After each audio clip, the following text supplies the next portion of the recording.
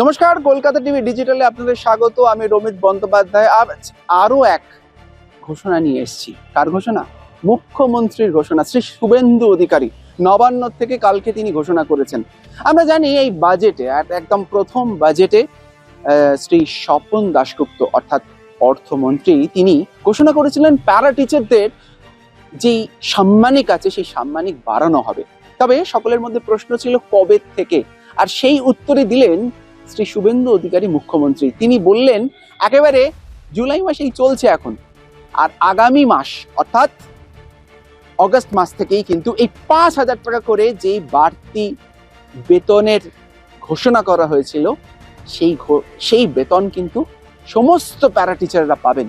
তিনি কি বললেন সেই তার কথা একেবারে আপনাদের তুলে ধরছি।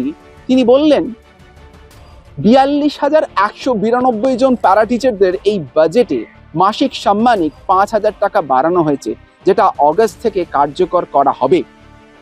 একদম আমরা প্রতিশ্রুতির কথা শুনেছিলাম। মানুষের মধ্যে প্রশ্ন এখনো যে এই প্রতিশ্রুতিগুলো কি কার্যকর হবে? মুখ্যমন্ত্রীর মুখে এই সমস্ত কথা বার্তা, এক এক করে পদক্ষেপ, প্রতিশ্রুতি আর পদক্ষেপ, তার মানে নিশ্চয়ই কিছু একটা কাজ হবে। দেখুন, এছাড়াও আরো ঘোষণা ছিল যারা মিড ডে মিল রান্না করেন তাদের মাসিক বেতনও কিন্তু 1,000 টাকা করে বৃদ্ধি হওয়ার কথা ছিল। সেটা নিয়েও প্রশ্ন ছিল, সেটা নিয়েও তিনি বলেছেন আগামী মাস থেকেই অর্থাৎ অগস্ট মাস থেকেই সেই মাসিক বেতন কিন্তু তারা পাবেন, যেটা তাদের বেতন প্লাস 1,000 টাকা। তার সাথে সাথে এই রাজ্যের শিক্ষক নিয়োগ, সেই নিয়ে বড় ঘোষণা করলেন মুখ্যমন্ত্রী। শিক্ষক নিয়োগ কি বললেন তিনি, আগে শুনে নেব। স্কুল সার্ভিস কমিশনের ক্ষেত্রে রাজনৈতিক নিয়োগ বন্ধ করেছি। সুপ্রিম কোর্টের নির্দেশ মেনে আর ইন্টারভিউয়ের ব্যবস্থা করেছি।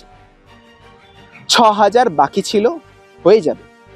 এই 12,000 বাদ আরো 38,000 শিক্ষক শিক্ষিকা অধ্যাপিকা ধাপে ধাপে নিয়োগ করতে পারবো। একেবারে ইতিবাচক কথা। আমাদের রাজ্যের ছেলেমেয়েরা কেন যাবে অন্য রাজ্যে, ভিন রাজ্যে গিয়ে, কেন ভিন রাজ্যে গিয়ে চাকরির খোঁজে যাবে? হোক নিয়োগ, এটাই তো মানুষ চেয়েছিল।